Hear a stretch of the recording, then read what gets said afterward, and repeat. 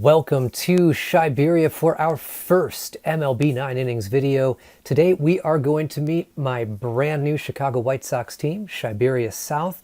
I am super excited about this team. I have been looking for a starter White Sox team for quite a while now. My Cubs team is pretty much in fine-tuning mode. I was really fortunate to be at a trade for this one with a clubmate who was looking for a similarly good A's start back from those vintage resets a little while back. So for today, we're going to do a few things. We're going to take a look at little baby ChiberiaSouth, get a look at this roster, our resources, see what we're working with here. Then we're going to figure out our first steps in going from a raw rookie to a Southside legend. And then we get to open our off-season SIG pack and see whether that gets us closer to our goals. So let's start with the roster. You can see right here, not a whole lot going on, but we've got some high ceiling excellence in there.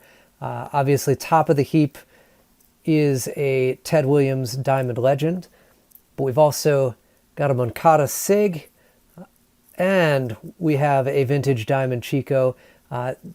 Good stuff. Let's dive in a little bit closer on that roster. So one of the nice things going on right now is that my clubmate got really lucky on these skills. I mean, a lot of them aren't end game, obviously. We'll take a look at Ted Williams here. Legend batting machine, is that going to play in D1, D2, D3? No. Is that going to play in normal 1, bronze 3, whatever where we're at right now? Oh, God, yes.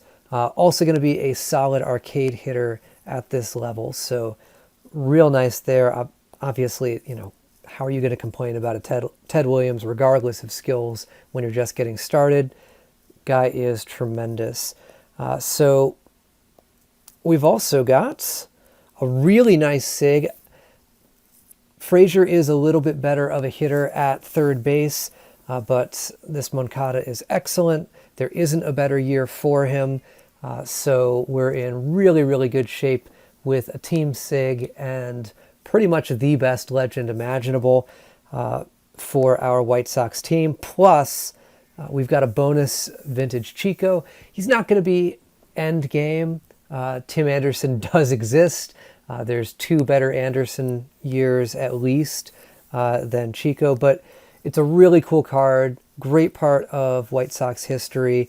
Really early Venezuelan MLB player. I believe he was the 3rd ever Venezuelan player, like behind his dad and like one other guy. So just a really great part of White Sox history here. And we get to start out with him. And he's got pretty decent skills for this level. I mean, batting machine is fantastic. Obviously, the others are nothing to write home for.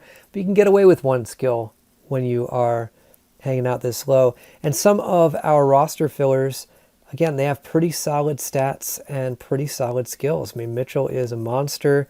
I've got Slugger Instinct table setter on him. I love Shin-Soo Choo. He has been one of my favorites for quite some time, so it's really cool to have him in Diamond here. I've never had him on any of my other accounts, at least not in Diamond. And he's got some totally solid skills for this level. Freeman here, kind of junk. Charisma on that Gary, though. And if we take a look at our DH lineup, things get even better because then we've got this McCutcheon with Charisma Spotlight, which is just fantastic. I mean, guy's going to absolutely mash. On the pitcher side, not looking so hot. We've only got a couple of diamonds. They're not much of a much. We do have a really nice Antone here. Great stats, some totally solid closing pitcher skills. We got a long way to go on the pitcher side, but that's okay. If we go into the backup, see, you know, some stockpiled vintages, an all-star card, who really cares? I was really surprised, though, to spot an Ozzie Smith lurking in here, which is really more cool than it is anything else. I mean, we're really unlikely to GI Ozzie. He's actually a worse hitter than Chico once he's in diamond because of his extremely high base speed and fielding. And of course, Anderson is significantly better. So unless the game fundamentally changes, Ozzie Smith is probably just going to be hanging out and looking pretty. But that's still really cool. And I didn't actually know he was in there when I traded for the account. I'd only seen the active and the player reserve. I didn't see the backup players, and he was lurking back there. So what are our first steps? We've got this brand new team, trying to build them up, and right away, got a few things we're going to be aiming for. We're going to be trying to move towards Diamond S first and then Team S from there. A lot of people, when they start out their first teams, they make the mistake of building the Team S deck out first, and that is going to slow you down because diamonds are just better. They have better skills. They have higher attributes. They're just much, much, much better. So we're going to be collecting those diamonds, but importantly, we're not going to be opening diamond packs, and I'll talk about that in a minute. Now, for most new teams, one of the first things that we'd be looking at doing is going through and completing these guide missions. But my clubmate's really smart. He already did basically all of these, and really all we have left are the player development ones. But this is nice because we'll get a couple of diamond packs, and I believe a team select diamond pack out of that once we actually get somebody 20 of 20 and then pop a quick level of special training into them. So this is going to be really valuable. But if you're just starting out with a completely clean slate, make sure you're going through these guide missions. They give you excellent, excellent rewards. Now, along the way, as you're doing those guide missions, that's going to bring you into all the modes. They're really good as well for brand new players who are learning the game, trying to figure out what all is out there. But a few important things. First off, in league mode, we want to make sure that we are getting rewards that actually matter. And in the early seasons, the rewards are quite bad. So one of the first things you're going to want to do is you're going to want to hop into your league mode, go into playoff only, like start with the wild card and just sim your way through those seasons and get yourself into a season where the rewards are reasonable. I've already done a little bit of this on this account. I've gotten myself to 2030, and that's pretty good. That's 2030 gives you access to free agent tickets, which are really important, team select premium packs, which are important, regular premium packs, ultimate packs, which is going to be where we're getting most of our early diamonds from. And the 2030 reward is upgrade tickets, which allows us to get above 10 out of 10 on our players who don't have a lot of in-game duplicates available. Cough, cough, Ted Williams, cough. So this is a good place to be. I'd like to get to 2031 because that'll also give me access to skill change tickets. And then I'm probably going to hang out there for a little while because this team is still sub 90. They're just not going to be able to hack it above that level even in the postseason. But once I get a few more diamonds, I'm going to push up to 2033. That'll allow me to get diamond packs. And those are super, super useful. Now, as I'm going, you'll notice I've got my guys at 10 of 10, 10 of 10, 14 of 14, etc. We're training, we're upgrading as we go, we'll replace people. It's totally fine. The resource outlay right now is still incredibly low, so we don't need to worry about wasting much in terms of just throwing some points at our players and making sure we can win games. So that's important. The stuff that doesn't make the roster, though, we're comboing that. Eventually, that'll be special training fodder once we actually have some team diamonds we want to special train up.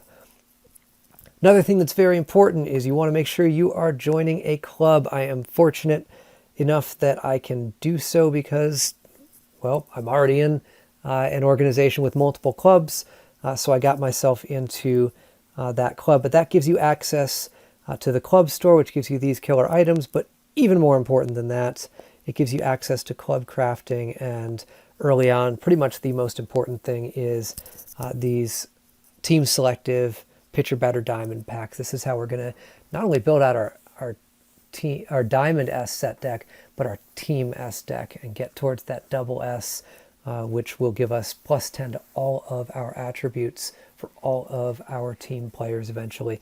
It's absolutely massive, and it's why we don't want to use the diamond packs that we're getting for anything other than crafting early on, at least not until we're reliably getting those things. So getting diamond packs early on is kind of tough, admittedly, because it's not like we're getting those from league rewards, but you can get them from events, from completing guide missions and some of the higher tier missions. So hold on to those diamond packs, hold on to those team select packs. Make sure that you're crafting. Now I already have 4 team select packs. Another thing that is really useful for these team select packs is just stack up, 20, 30, 40, 50 of them. And once you get to that point, then you start stacking up your regular premium packs. Because what a lot of people don't realize is that premium pack odds for diamonds go up whenever you open a pack without getting a diamond, and then they reset once you get that diamond. So if you've got a bunch of regular premium packs stacked up, you can open 30 or 40 or 50 of them in a row without getting a diamond. Obviously, you have to reset the count if you get a diamond. But once you do that, then you can switch over to the Team Select premium packs until you pull a Team Diamond out of them. Sometimes it can get really annoying. You just whiff, and then you're stuck opening, either Team Select premium packs or maybe Vintage premium packs or something for a little while before you get something good.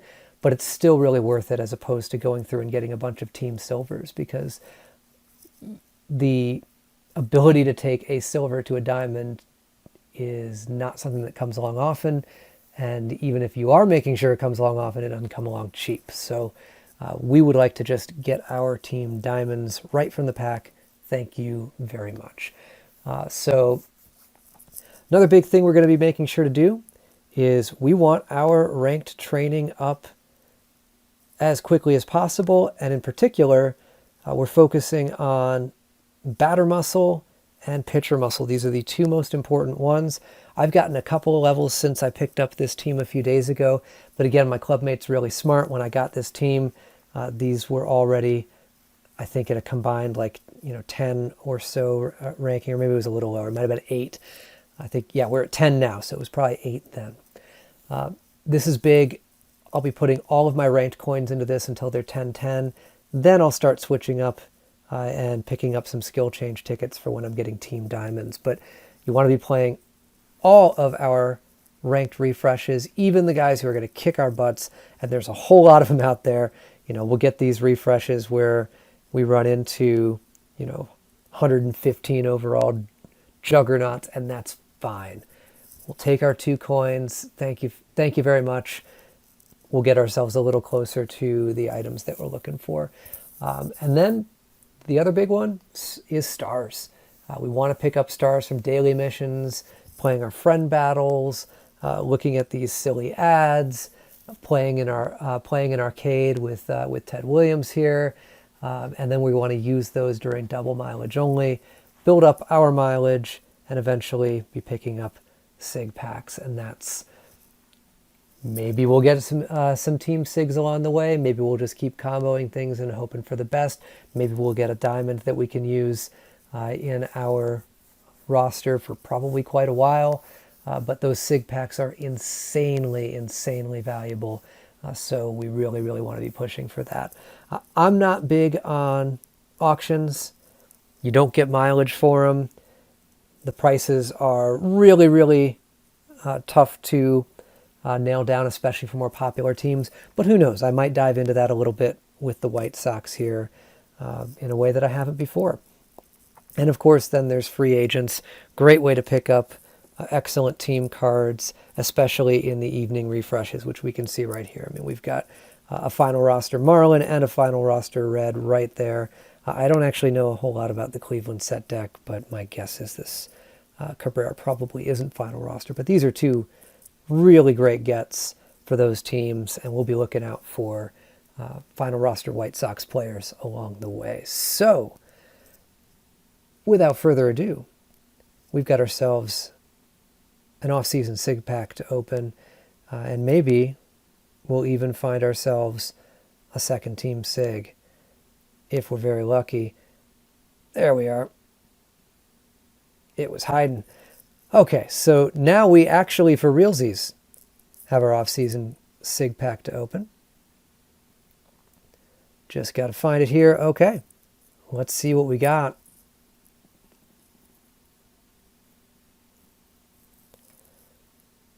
It's a gold. And that looks like Drayback, which unfortunately does not help us, but is 1/3 of the way to a signature combo. So we will stash that away for now. And now the big question for today. So you've seen the team, you've seen the plan. The plan's pretty much the same whether we're free to play or whether we're doing a light spend on, potentially a few GIs or maybe a team select SIG from time to time. So what do you think? Are we free to play? Are we light spend? We're not going to go full whale on this because this is not my primary team, but what is it you're looking to see? Are you hoping to see that small market team rise to greatness, or are you looking to see a team sort of, dip their toes in the spend pool, see what they can do with some smart investment? So let me know in the comments.